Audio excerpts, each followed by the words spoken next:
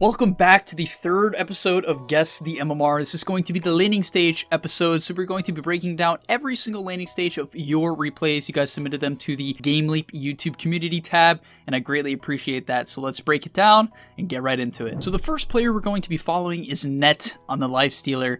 First off, just looking at starting item builds, this is something I'm going to be doing for a lot of the players. His build is definitely unorthodox. It's something that I don't think is terrible, but the issue with this build is that once you get the banner runes, unless you manage to get 4, there's no chance you're going to be able to get a Quelling Blade right out of the side shot, meaning you won't have a Quelling Blade for the first wave, which could set you back on your level 2 spike, which actually is a massive deal in a lot of side lanes. So for him, I would just drop the branches, frankly, to make sure I can get that Quelling Blade. Because frankly, that's really what matters more so in this laning stage, the Quelling Blade over the branches.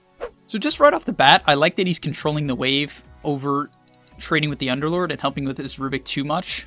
He did miss a few of the denies, gets that one. Overall, I kind of like his general movement.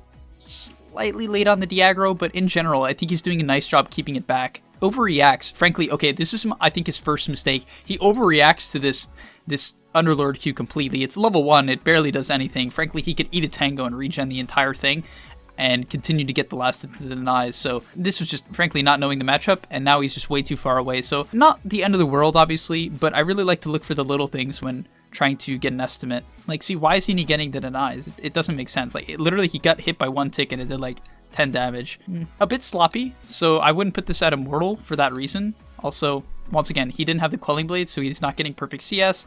Misses one to get that. But in general, nothing too crazy happening right now, but you can even tell, like, from these early waves on how you control the wave and how you estimate your opponents on how well you're doing. Because frankly, he's just missing CS for no reason, which puts me off a bit. Alright, so coming up here, I have one little issue with this gameplay. He's currently level 5, so he's basically been free farming the entire lane, right? That's fine. Nothing to talk much about there. Just last hitting and denying. But here, I really want to see him apply aggression, right? Like, even if it's on one creep, I want to see aggression applied. Why are you backing off? Like, you're level 5, this guy's level 3. Why are you playing like he's level 8? I really see this a lot where players just don't acknowledge the fact that they're ahead. Your Rubik's right here, you're not going to kill him. What the heck? You're not going to kill him, but like, just hit him 3 times. Instead of trying to get a deny against an Underlord, a hero with 20 extra damage and a Quelling Blade, just hit him, right? Just hit him. It's really that simple.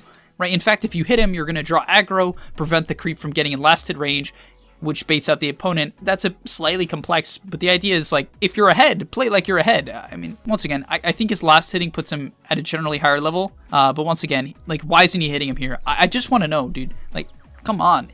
You're level 5 to a level 3 in a strength versus lifestealer matchup. You have to apply some aggression. And really, it's just a pattern from there. I think he's just so focused on getting his Midas and farming that he completely dismisses the enemy, and that's like a big thing for me. People don't look at the laning stage as shutting down your opponent. They look at it as like, how can I amplify my farm and help myself? But it has to be a mix. It has to be a mix, or else you're just not going to go up as fast as you might want. And not only that, I think him rushing Midas here is like, it's okay, but at the same time, if he rushes boots, he can apply a lot more aggression.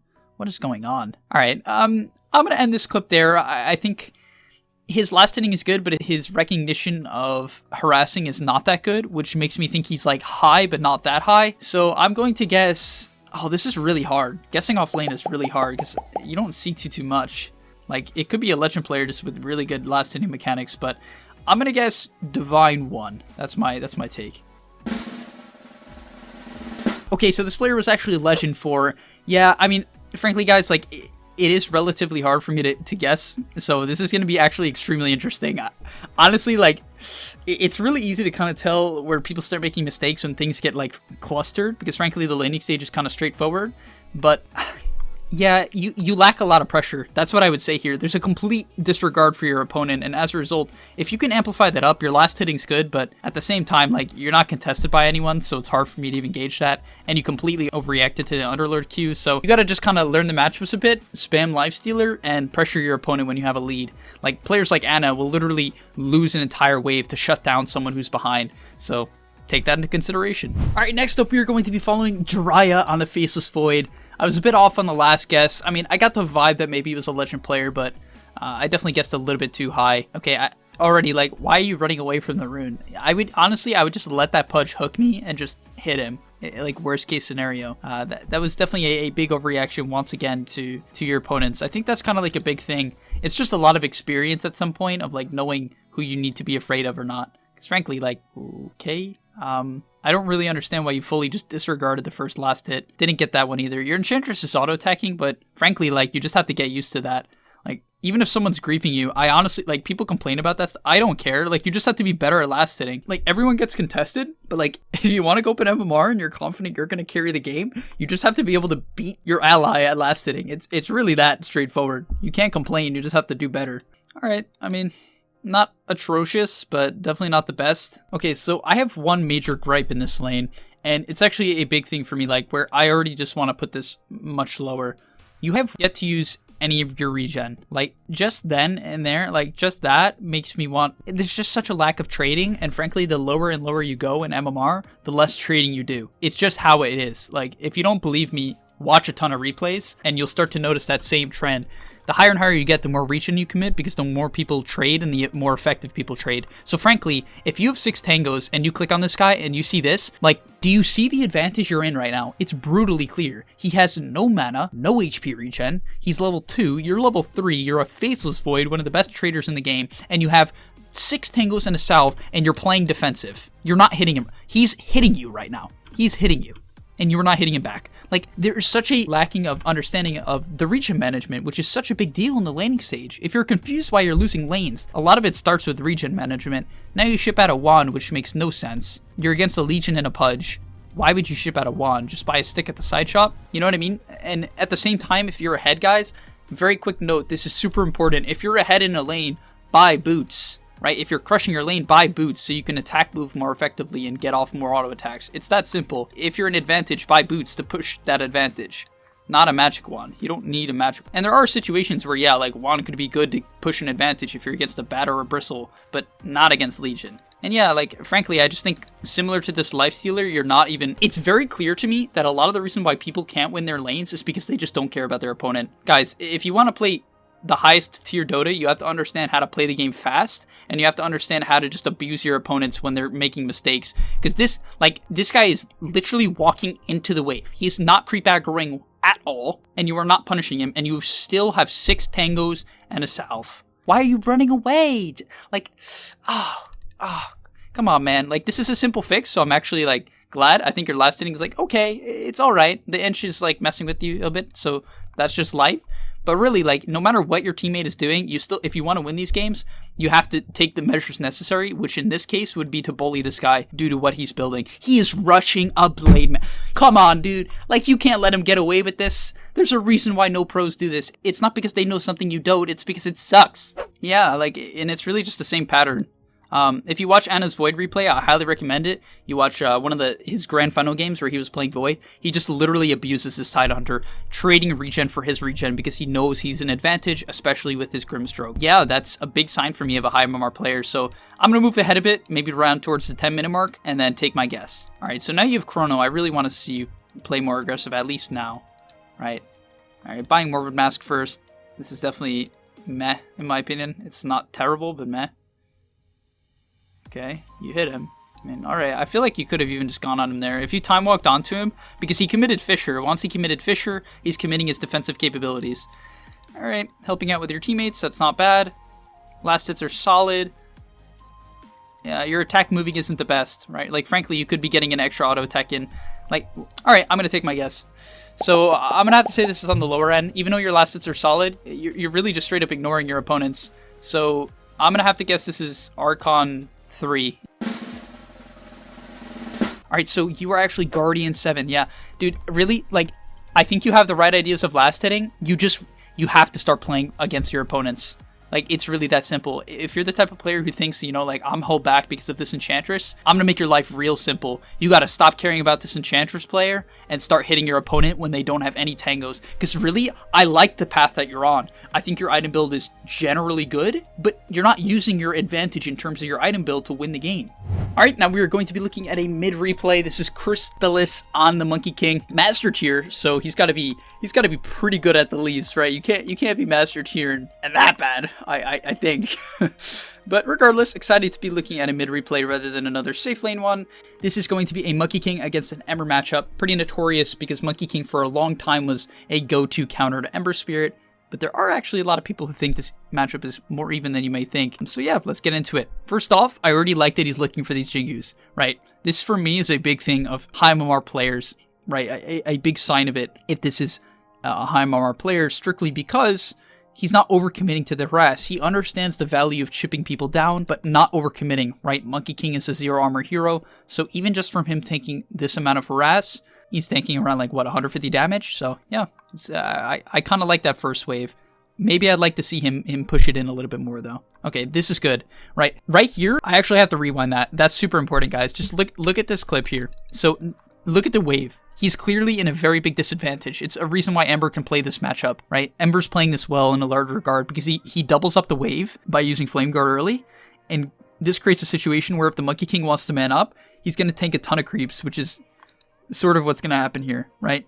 He's going to start taking the creeps. He's actually doing a good job of generally de-aggroing, but he's moving back. He understands he doesn't want to man up inside the wave, and this Ember Spirit also understands he's level 2 to the level 1 of the Monkey King. So I like that he at least understands how the creep wave works and how creep wave management typically needs to go in the mid lane. Okay, using Jingu to last hit. I like that Boundless Strike, actually catching the Ember Spirit under tower. That was super heads up. I think that's like a big thing of, you know, him spamming Monkey King so much that you can see things like that. Ember Spirit, good slight last hit. Okay, gets 2... See, I love that. He just gets 2 Jingu and has no problem backing off. I really, really like that. Like, I really like that. Quick side note, and I'm not even going to go too much further in this clip because I feel like I already have a strong feeling of where this player is at. But just him contesting CS under tower is a big thing for me. These CS... The creeps under tower are the easiest ones to deny because often there's a situation like right here, you know it's about 2 auto attacks away, right? The Ember actually gets it. That was really good patience from him. But in general, these ones are pretty easy to at least grief. You notice he can grief it there. And that's kind of like, for me, I see a lot of players just back off under tower because they think it's like, oh, scary. But for mid lane, you really want to go hard, right? I like what he's doing here. He's applying aggression. Slight misplay on aggro, but other than that, good mischief usage as well. So yeah, I think I'm already, honestly, I'm ready to take a guess. Like, I've gotten a lot of good signs and a lot of good vibes from this player, regardless of him being master tier. So I'm going to say this is at minimum low mortal. It's clean though. I'm gonna say this is high mortal, like rank 500, because it's super clean. Like, just everything he's doing, it's maybe not perfect, and maybe I would have liked to see him go in Orb of Venom, but I know this is like a popular, the double Wraith Band is more popular than Orb now, so like, respect. But let's see. Yeah, he's actually top 80 EU. Yeah, honestly guys, like, if you think MMR doesn't mean anything, like, it's actually so obvious that this player knows what he's doing and deserves his rank. Like, I could have guessed higher. It's obviously hard for me to know because I don't know these players necessarily. It's EU as well. But there is a very clear understanding of last hitting and trading and not overcommitting. He understands how this matchup works. He understands that it's not as favorable as people think. He's clearly played it a ton, and therefore, yeah, I really think he deserves this rank, and you guys hopefully learned a lot from that. All right, for this next replay, we're going to be looking at Purple Heart on the mid lane puck. First off, why don't you give sure tangos, bro? Just ask a support. Like, it's not the end of the world, but it certainly matters. The higher and higher you get, the more little things matter. Like, it adds up. It really does. But regardless, looks like you're against the Quap. Definitely an interesting matchup as you have the ability to dodge the daggers quite easily, so we'll see how you play around that and what you do. First off, you're not rushing a salve. You don't have any mangoes queued up, and it looks like you're rushing bottle, which is very inappropriate. It has been out of meta for a while due to the fact that it doesn't actually give you the best sustain. Okay. Yeah, you definitely overreact. Like, frankly, I don't mean to be rude. I really have no other way of saying this, but reaction time often comes with experience. So, like, just there, dagger takes, like, at least a second to like half a second at max to travel to you. There's no reason you have to even phase shift until you see the dagger in the air. Your last hitting is quite a bit off. He's committed dagger, right here. He's committed dagger right now, so you can just start playing generally aggressive for creeps. Also, I'd like to see you maybe eat a tango, like branch eat a tango and start hitting him if you would want to. But, like, you're so far away from the creeps and you're hitting them late, so already, like, why are you so far away? You know what I mean? Like, I just need to kind of know to some extent. Also, you could have punished Quap here to some extent. If you had taken Orb, which is totally fine in this matchup, you can tank a level 1 dagger. Like, frankly, I literally would not care about this level 1 dagger, and I just hit him during the animation, because frankly, he's under your tower. If he hits you back, he's going to tank it, and you know he has dagger. If you take orb, and you auto orb, and then eat one of your branches, you're like in extreme advantage right now. It's like literally not even close, but you're just playing so afraid of this level 1 dagger for no reason. It's really, it's like overestimating your opponents is what this is. And then here, you could orb this creep, orb to his high ground, and if you had that tango going and had hit him earlier, you're in complete advantage and would have like half of his HP pool. Like now you man up, it's just like if you did that first wave, you're actually so far ahead, because he also didn't buy a salve, it seems. Like, guys, like, I'm gonna make your life really simple. If you buy a salve and your opponent doesn't, you can hit them more. Like, it's really that simple. I don't know how else to put it. If you buy a healing salve and your opponent does not buy a healing salve, you have 400 more effective HP. Abuse the heck out of that. If you buy 2 salves and 2 more mangoes than your opponent, you have unbelievably, please, it's that simple, guys. If you hit them and cast your spells and then buy regen to coordinate with that, your MMR will skyrocket mid. It will skyrocket mid. I have to say, please listen to me. If there's anything I can give to you mid players, buy salves, buy mangoes, and hit your opponent, cast your spells. Please. You will win so much MMR. So yeah, just based on last hitting and kind of inability to recognize advantage, I'm going to have to put you quite a bit lower. I'm going to say this is, yeah, I'm going to guess Crusader, Guardian 5, Crusader 1. I can't do both. Whatever, Crusader 1. What? Oh no! Oh shoot! I don't even want to say the rank. I actually don't want to say it, dude. I'm so sorry. I'm so sorry. This was Ancient 7. Oh, God. Man, honestly, hopefully, dude, you now see the ways to get to Divine, because frankly, like, see, okay, respect there, like, see, this is a good play, like, you know what that was nice, but everything, man, if you just clean up those early waves and abuse all the things I'm talking about, you're actually no problem gonna get to Divine. Like, no problem. All right, next up, we're gonna be looking at Molask on the Viper. First off, I mean, you just gotta be a little bit more aggressive, dude. You gotta ask for those shared tangos. Frankly, once again, similar to last bracket, I hope you guys understand that the reason why you can't win mid is because you're not hitting them enough and then backing it up with regen. That one concept actually just wins Dota. It's that simple. But first off, all right, let's see how you deny under tower. Not the best.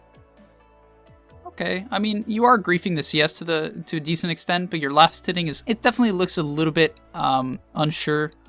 Taking the wave here, I don't love. Okay. I don't even think you necessarily should have tanked the wave, because you're a ranged hero with no regen, and now this Drow just has a double wave, so you can't actually hit her. It's very awkward to hit her. Oh, you gotta get that deny. I mean, already, I like my one, if I had to, like, this was coaching and I had to give you a tip, it would just strictly be you just gotta go into a Lasted Trainer and clean up. You just gotta play like 50 Lasted Trainers, frankly. Also, you gotta buy that salve earlier. You really should not buy stick against Drow. I mean, she actually doesn't have any, she usually will not take, alright, she took Gust, but regardless, she's not gonna cast a lot of spells. So I'd rather see you buy an extra 2 salves. Like, I'm not kidding. I actually wouldn't mind you see you buy 2 salves and just hit her. If you bought 2 salves and hit her, you would probably just dominate every, like, if you just did that, you would dominate, like, every laning stage. I actually think people could ignore the creep waves and buy more regen and hit their opponent and start winning because of that.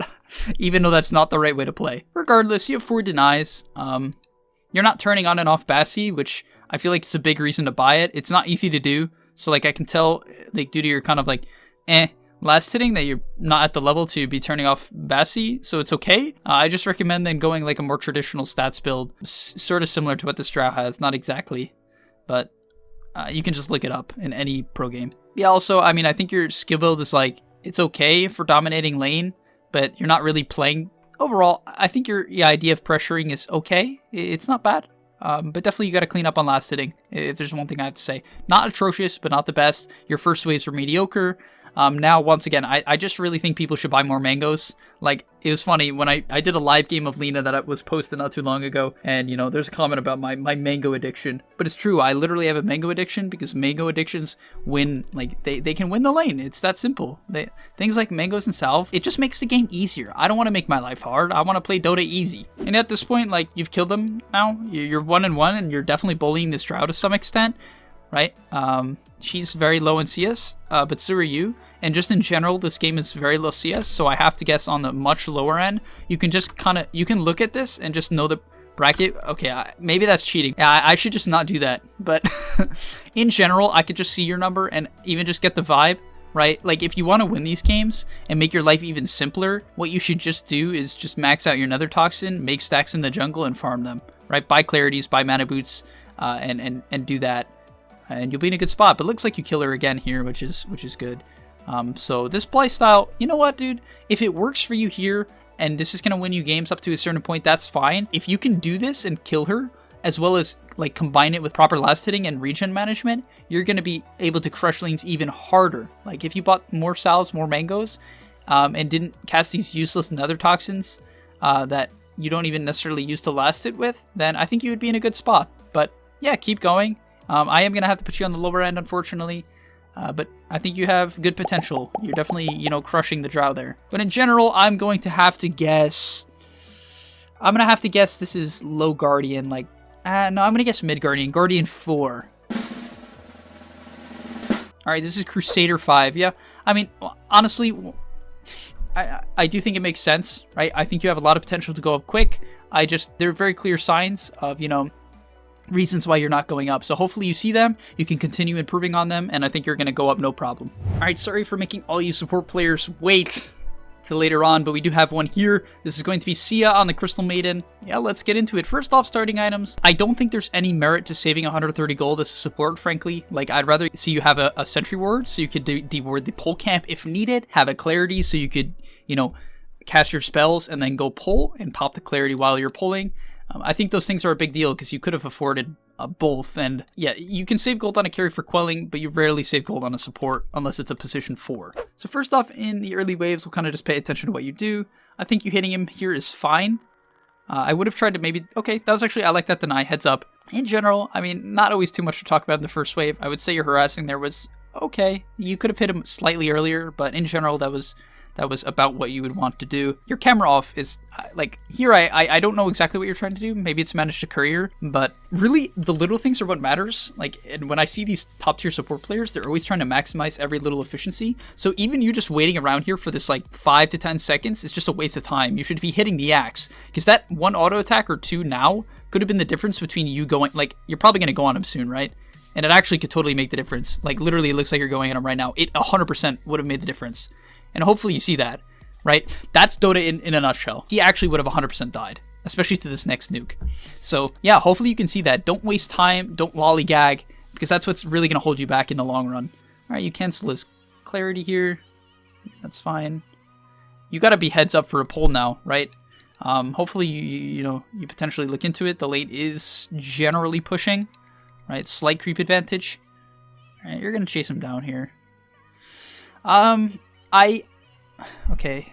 Yeah, I mean, frankly, I can tell you guys have like a slight lacking of understanding of how to pressure this guy out because he's actually putting himself very out of position consistently. Here, this nuke is inappropriate. Let's just kind of, I just want to make this very simple. If you're going to nuke on CM, I want to see you like hit, and then when he starts disengaging to nuke, right? Because you want to slow him. But if he's right next to your Spectre, you don't need to slow him because he's not out of auto attack range. In fact, he commits call. So like you should have been auto attacking, and then when he turns around, you nuke. But you nuke right away, which is going to make the slow end. Getting a bit too close there. Ooh, okay, not bad. What I'll say is that I think this is at least on the higher level, like Legend-ish Ancient, if I had to guess. Right now, I'm not. That's not my final guess yet, but like already then and there, I think that's a general place to be. But not bad. I like that you're at least casting your spells a lot. I think one thing that people make the mistake of is under-committing spells. So yes, it's not the best casting, but at least you are casting a lot, and that I like. It's going to get your Spectre off to a decent start. The only thing is, it wasn't efficient enough to get this axe, like, crushed, and as a result, he's level 4, right? Because you didn't auto-attack enough, you wasted too much time, so not terrible, but hopefully you kind of see the point. Also, I would have considered maybe pulling earlier as well, because if this axe is a little bit better, frankly, I don't think you would have been able to harass him out that easily, to a large extent, and maybe you would have wanted to rely a little bit more on pulling. Regardless, solid first wave. We'll keep going though for a bit. Alright, so you just went back to base and you bought some items. Let's check them out. I think this is kind of like a good thing to look at. Oh, you actually TP away from your Spectre. Okay, first off items. I mean, Winley Spoots, that's fine. I would have really liked to see you buy some clarities.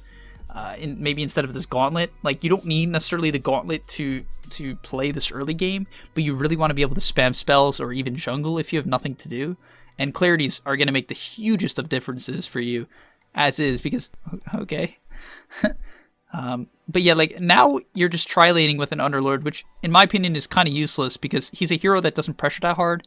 It's like okay to maybe pressure out the CM, but you're really leaving your Spectre alone here. He could continue to use your help if you just nuke out this Axe even a little bit, because Axe is going a greedy build, right? He has very limited regen. He has 1 healing salve and high base regen, but other than that, you know, you really don't want to sap that much XP from a Techie's Underlord. Both of these heroes are very XP dependent, and you just TPing bottom here, like, yeah, sure, it's great to continue dominating this lane, but I am very convinced they didn't need your help. Right? It's a level 2 to level 5. I don't know if this is a Smurf situation, but there's no way they needed your help here. This kill is fine, but it really doesn't change the course of the game at all. And now is the point where you'd want clarities. You do eat your mango, but still, if you cast one more round... Are you going to shrine? Okay. In general, I think your early game here is okay. Ooh, TPing top. Don't necessarily love this TP. Also, I think this ward is like fairly useless. I mean, unless you're trying to scout out the Axe rotation, it doesn't make too much sense. What I would prefer is maybe a mid ward to help out the sniper in case the Axe rotates mid or Veno or something like that. Or even a rune ward so you could get like a DD. And yeah, once again, this is the clarity issue. Like right now, you really need to be able to pop a clarity so you can stay on the map. Like frankly, you have this high regen and you might be like, Speed, this makes no sense. It's a CM, right? She has her passive. Why would you need clarities? Because the goal of Dota is to be as active as possible, right? A lot of people think it's just okay to be like slightly active, and if you're a hero like Lifestealer, you won't need regen, right? Because you heal up, something like that. Like those arguments, they don't work because you want to be like, you want to push those advantages even further, right? If I have extra regen on CM, having that extra clarity is going to make me even like 2x more effective, which is crazy. And yeah, honestly, I think like you could have shut down this Axe a little bit harder based on how he was playing. He shouldn't get shut down in this lane if he's like knows what he's doing. So frankly, the outcome is to be expected, but definitely preventable based on his performance. All right, I'm gonna take my guess. I think I have an understanding because your spellcasting is fairly good. I just think your understanding of how to really crush the lane is not there yet, but is on the right track. So I'm gonna guess Legend 3? Legend 1. Okay. Yeah, I think I actually finally got one right, or about right. I'm guessing none directly on, but that's very hard. I got the right, guys. You can clap for me. Thank you. All right, and to end it on a great note, we have VG Shanks. I love the name, VG Shanks, on the Pudge. You know, also ending it on a Pudge clip. Who doesn't love a little bit of Pudge? I know I definitely do. And we'll see how you play some offlane Pudge. So I'm glad I got every role in, I guess, besides position 4. Sorry to be position 4 players. You know, it's just the luck of the draw. But regardless, I like your starting items. Very clean. I like that you have regen. Maybe you'll even consider skilling Flesh Heap so you can test Wave harder. We'll see. You do. Okay, I like this. I think usually people mistake of taking Rot too early when they can't even use it, or taking Hook. So nice deny. Already, I like this start. Nice priority on denies. Now you're going to get the wave back as a result too. So very clean start, clean item build, and I like that you took Flesh Heap. So already good first impression. I'd like to still see you by quelling. Stick? Okay. Like, I'm okay with the stick because you have high damage, but at the same time, like, see, you get denied there. Like, those denies are actually such a big deal, and people don't realize it, because the ability to hit level 2 before them sometimes can determine whether or not you win the trade or not, especially the higher and higher you get. So, like right there, you see, once again, you got denied because you didn't buy quelling. It's happened twice now. It's that simple, guys. It's really that simple. You have to buy quelling. You have no choice. Like, even though you're against a line who's going to spam spells to a high extent, especially now that you took mana drain, I still don't think it's very hard to make the argument against quelling. Like, now you have Rot, which helps a bit, but still, you'll see a lot of high MMR players rarely skip the item. Okay, decent creep aggro coming out here. Like, I think you definitely have like a generally good understanding of how to win the lane. Okay. I jinxed you pretty hard there. What happened here? Creep disadvantage. You did tank the tower, which is not good. And you manned up while line still had stun. Your Ricky is... It's playing a bit defensive, but then you don't pop your stick, which... Not the best. Alright, I mean... Like, I want to put you on the higher end. Definitely, like, you had a good beginning, but then you didn't buy quelling, got denied by a lion multiple times in a row. 2 times. I think the PL also has 2. Like, 4 denies at this point is like, it's not the end of the world, but it's definitely something you don't want to have happen. And I know you have a Ricky as your support, which is poop. But that's more of a reason to play for CS, right? If your lane support stinks, then unfortunately, like, that might be a reason to just, you know, even more so buy a Quelling Blade. But regardless, I think your heads up on your denies, which is good. Like, your ability to see the creep wave well, and understand which creep is coming up next is solid. I just wish you would change up a little bit on how you play the second and third wave. Also, I mean, hopefully you buy the armor items soon, because you definitely need those armor items to be able to sustain this lane. That's typically the common trend on Pudge, right? The Ring of Protection early, or the Chainmail early. Even though it got nerfed, I still think it's very viable, especially against the likes of PL. So I'm hoping you do that very soon. We'll see, though. Good CSing. Like, I actually just think you have a very good understanding of how to last hit and, like, creeps in general. Okay, you buy the Chainmail. In general, I'm liking your play. Like, I think it makes generally good sense. You just have a bit of a lacking of how to actually press your lead, or like when you actually need to go in. And as a result, it's gotten you punished multiple times. There, I think you met up because you started the Lion TP earlier, so I understand why that happened. Also, one thing I want to say as a side note, if you know your position 4 isn't going to help, you actually, as an offlane player, because I'm an offlane player myself, one thing I learned to do was just to tell them in the drafting phase, hey man, this is a double melee lane. Either I need you to drag me waves, right? Like, drag waves behind the tier 3, tier 2, depending on which side you're on, or I need you to just leave and go tri-lane and get kills with an Orb of Venom. And because I tell them to get kills, they'd be like, oh, I want to get kills, and they'd go tri-lane top. And it actually worked extremely well, and I could solo lane as Doom a lot. That was a hero I was picking for quite a bit. Doom or Batrider, heroes that really like levels and didn't necessarily like want help that much, especially from a hero like Ricky. So hopefully that tip will help you a bit, because my guess is that you don't love Jigarito on the Ricky this game. Maybe I'm wrong. Yeah, I think your item build is generally clean. Once again, I mentioned Quelling Blade, not going to say it again, but I like the face boots. I'm going to skip a bit ahead to see kind of what you head over for next. I think your skill build is fine. Some people skip hook, but I know there is a community of Pudge players that does take it at level 5. Understandable. Okay.